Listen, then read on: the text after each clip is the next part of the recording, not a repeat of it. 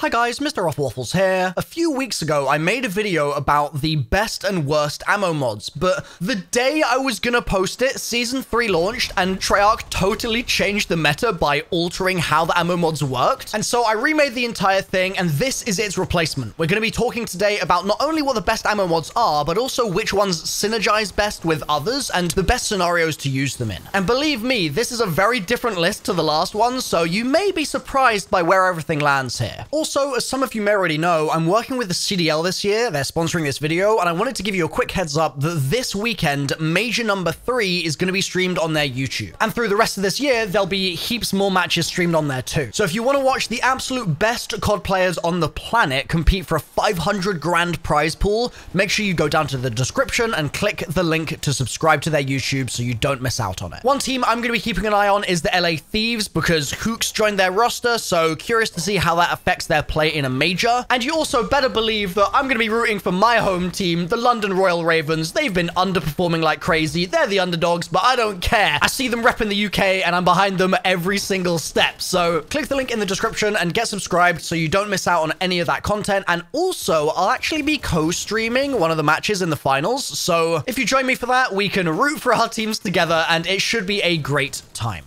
Right. Ammo mods. So to fully understand the data I've collected in this video, we need to talk about Elemental Pop. This perk on the whole has been well received, I think, by the zombies community when it was added in Cold War, but a lot of people are sleeping on the fact that it alters the way your elemental damage works. So let's start with Tier 2. It reduces ammo mod cooldowns by 20%, which means that, for example, Brain Rot, which normally has a 40-second cooldown, is going to be reduced to 32 seconds. Unlike some of the lower cooldown AATs, this is a drastic reduction, and bear in mind, your brain-rotted zombies are still going to survive for the same amount of time, so you're massively increasing the ratio of time spent with a brain-rotted enemy to time spent waiting to be able to get your next one. I'll talk about this more later, I'm sure, but that Tier 2 is not to be slept on for Elemental Pop. And its 4th tier is similarly powerful as well. Don't sleep on it because it increases enemy elemental weakness damage by 50%. So if your matchup against the enemy that you're facing is correct with the AAT that you have, then you're going to do a hell of a lot more damage. Now, the last thing I want to say before I move on to the main list itself is it's worth upgrading all of the skill tiers of all of the elemental ammo types, even if you don't plan to use them. So, for example, let's say you absolutely hate Cryo, you shouldn't avoid leveling it up. And the reason for that is Tier 3 of Elemental Pop means that when random ammo mods are applied just by shooting your weapon, it uses the ammo mod's current skill tier instead of base. There's obviously no way to choose which random ammo mod is applied, and as such, it makes sense to have them all leveled as high as you can so that whatever comes out the end of your weapon ends up being powerful. Okay, let's kick things off. Number 5 on our list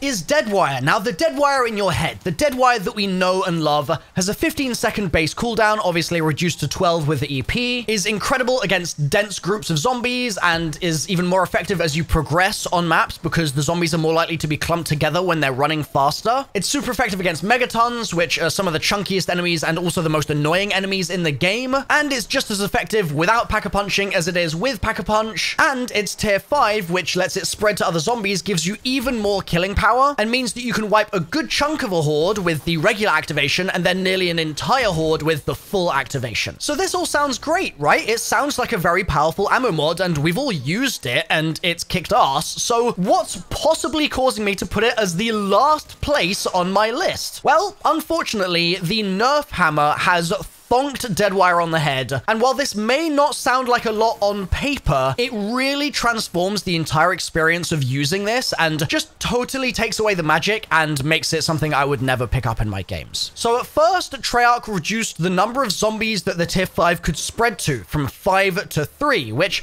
reduced the killing power a bit, but it was still definitely usable. They then massively reduced the radius of the stunning effect that happens when you do shock a zombie, and so a lot fewer zombies in your horde are going to get affected by this now, and the damage that it does to them is reduced from 33% to 25% as well. And I know 33 to 25 is just an 8% change. It doesn't sound like much, but it means that zombies don't get killed nearly as often once they're shocked with Deadwire, and this means that what previously stood as utility, where you'd be able to shock a zombie and it would basically just die out, and thus be rooted temporarily and then no longer be in your way, now causes zombies to get rooted in place still, but then not die, so they get out of sync with the rest of your horde. This causes your flow to mess up. It becomes like a liability more than it does a utility gain in a lot of cases. And the zombie's still alive. It's like, why would I use this if the zombie's going to survive me shocking it in the first place? It used to be that the utility plus the damage combo kept Deadwire at the top of all of our lists, but now as a shadow of its former self, I just had to put it at the bottom. Treyarch, if you want to buff it back up again to make it more attractive, then maybe I'll reconsider, but for now, it's dead to me, man. Now let's move on to number 4, which was just an embarrassment before the patch and is slightly better now, but honestly, it's still pretty useless, and I can explain exactly why that is. Napalm Burst has a 3-second cooldown reduced to 2.4 if you've got EP.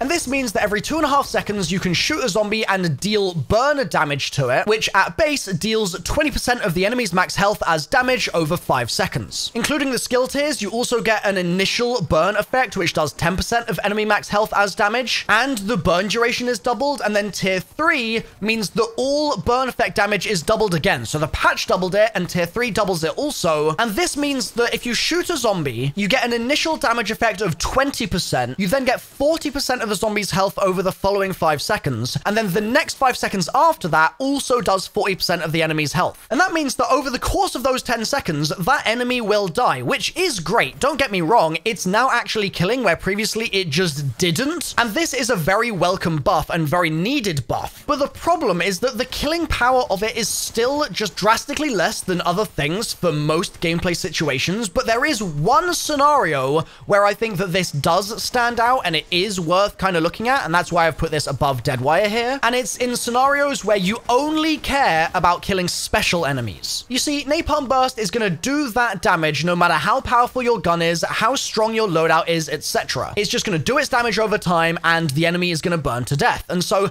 if you're facing an entire army of mimics or manglers or whatever, every 2.5 seconds you can proc Napalm Burst on them and they'll just bleed out over time. You don't need to wait for a really long cooldown like you might with certain other AATs that we'll talk about in a moment, and you don't need to do loads of damage to them yourself. You can just let them bleed out in front of you. And this is a viable use case for it. It didn't used to be, but now if you want to play a bit more passively and you're happy to just survive while you wait for that enemy to die and then every 2.5 seconds you can just do it again, it now can viably be used for that. But seeing as zombies are our main enemy that we're trying to take down in the zombies mode, it still gets a really low ranking on the list because it's nowhere near as effective as other AATs for taking them down, in my opinion. It's very unlikely you're going to wait 10 seconds for a single zombie to die. Like, you're just going to nuke an entire horde anyway. It's not going to matter. And that's why I've got it lower down in the list than number 3, which is Shatterblast. This also received a nerf in Season 3, reducing its explosive damage by half, but it's nowhere near as big a disappointment now as Deadwire is, and it still gets bonus points for just being plain old fun. This one is really satisfying to use, and so regardless of everything else I'm about to say, I recommend giving this a go at some point in your games just because of the fact that it's enjoyable. So how does it work? Well, it's got a 25-second cooldown reduced to 20 with EP, and when it procs, there's an explosion which destroys enemy armor, deals damage to enemies, of course, and knocks normal enemies down as well. Now, the way to be most effective with this thing is to make use of its tier 5, which gives you 3 additional explosions each time you proc it, but its tier 5 has a 30-second cooldown, which obviously is reduced to 24 with EP, and this discrepancy, the 4-second window between the 20 seconds where the regular cooldown's activated and the 24-second mark where you then have the tier 5 available, makes this a little precarious. You, in an ideal situation, want to proc the tier 5 every single time. You want to go for that 24-second reset. And if you do this, you're going to wipe out a huge number of zombies. Like, that triple explosion is massive. But if you miss it, you're going to feel like an absolute mug because now that the damage has been reduced so much in the nerf, your regular proc of this is going to kill hardly any zombies compared to what it used to, and you're going to be waiting like 40 plus seconds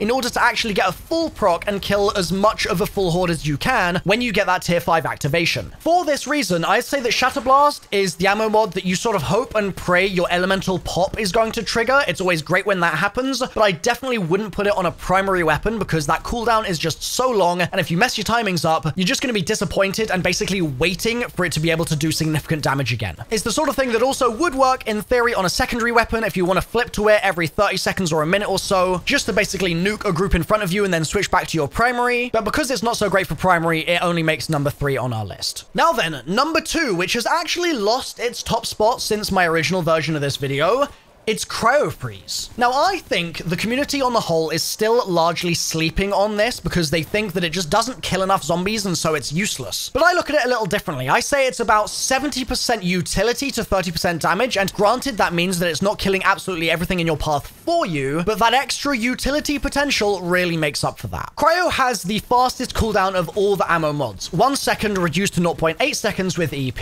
If you hit a zombie with it for 5 seconds, it's going to lose 50% of its move speed, and it's going to take 25% more damage. And this means that in a meta where the Hauer shotgun is the all-powerful, most effective weapon in the entire game, Cryo Freeze absolutely shines because the ratio of shots fired to a number of procs that you receive from your ammo mod is highest with Cryo and synergizes best with Cryo because you shoot a zombie, you proc, and then you shoot a zombie again, it does extra damage, and you basically have killed the zombie at that point. And then the next zombie you shoot will have had the cooldown reset because it's only 0.8 seconds, and you just rinse and repeat. It's crazy powerful if you have a crazy powerful weapon, and that doesn't even talk about the fact that the slow is so damn good. If you're running around in Outbreak, for instance, you've got lots of single targets around you coming from various different directions. And this basically guarantees that you don't need to care about where the zombies are, you can just freeze whichever one is in front of you, potentially nuke it, completely removing it from the map entirely, and then just move on your way. And if you don't want to kill it, and it does survive, and it's kind of out of sync with your horde, like we talked about with things like Shatterblast and Deadwire, it doesn't actually matter, because in the 5 seconds where that particular zombie was slowed, you're already going to have been able to kill a couple of other zombies by proccing on them, and your timer will be reset and ready to reuse on that same zombie that's now out of sync with your horde if you really want to, and thus the out of sync thing is just not a problem. It's literally never an issue with it. It didn't get nerfed in the Season 3 patch, but because the Hauer got nerfed, it kind of indirectly got changed a little, and that's why it's no longer at the top of my list. And if you do have a weak weapon, it literally is not so hot. And here is a good example where if I had Napalm Burst on my weapon right now, these zombies would definitely be dying over the 10-second window where they would just bleed out from the dot effect. But because I have Cryo, I mean, yeah, self-explanatory, it's not good for kill power if your weapon is weak. But assuming your weapon is as powerful as it should be, this is normally what I put on my primary, and my secondary gets number 1 on our list, which is Brain Rot. The reason this is so good to have on a secondary weapon is the passive kill power. With EP, the cooldown's just over 30 seconds, and when you proc it, it will turn an enemy for 20 seconds, and when they die, they'll create a kind of toxic damage explosion, and they'll turn 3 nearby enemies that then also get toxic damage explosions when they die. You can probably see where I'm going with this. All those things that I just said make this a perfect weapon for passive damage. You shoot one zombie, and then you let it rain free in front of you, running around, killing stuff, and then exploding, killing stuff, turning more zombies, which kill stuff, and then they explode and kill stuff. And that entire time, you can just be flipped back to your primary weapon, waiting for the Brain Rot cooldown to come back up, and killing stuff with whatever your primary has, probably Cryo. It didn't get nerfed in any capacity as far as I can tell in the Season 3 patch. It's also really satisfying being able to turn manglers and stuff like that, which can then work for you to shoot and take down other zombies. And granted, it does take a little while to come off cooldown, but because those turned enemies last for so long, for the majority of the time that you're playing, you'll have a turned ally fighting for you. And that's fighting for you while you do whatever you want. It's totally passive income, if you like, and it's powerful as well. I mean, I've got so many good things to say about this. If you do turn a mangler, it can one-shot other elites as well. Mimics are weak to it too. It's just overall really good. And I know some of you are going to say, well, what about the fact that Napalm Burst also passively kills for you by you waiting those 10 seconds? But the problem is that Napalm Burst, if you continuously use it for a minute, is going to kill about 30 zombies for you. Whereas Brain Rot is also probably going to kill about 30 zombies for you in a minute, but you only have to shoot your weapon once, and then you just switch to your primary weapon and use that for the rest of the minute. So you kill like twice as many zombies or more. It also doesn't require you to manually like keep zombies alive in order to actually get the effects of the damage being done to them like it does with Napalm Burst. It's truly set and forget, and that's why it's number 1. Cryo Freeze and Brain Rot, fantastic combination, highly recommend, guys. And that brings us to the end of this video. There was a lot of work that went into this, and I literally had to make it twice, so if you enjoyed the video, please consider dropping a like on it. And I also want to remind you guys that there's that description link below to the CDL's YouTube, which I recommend you sub to, because there's going to be loads of really exciting matches throughout Major 3 and onwards through the season with the best COD players playing against each other for astronomical amounts of money, and I don't want you guys to miss out on that. So subscribe, drop a like if you've enjoyed, and I'll see you guys next time. Bye for now.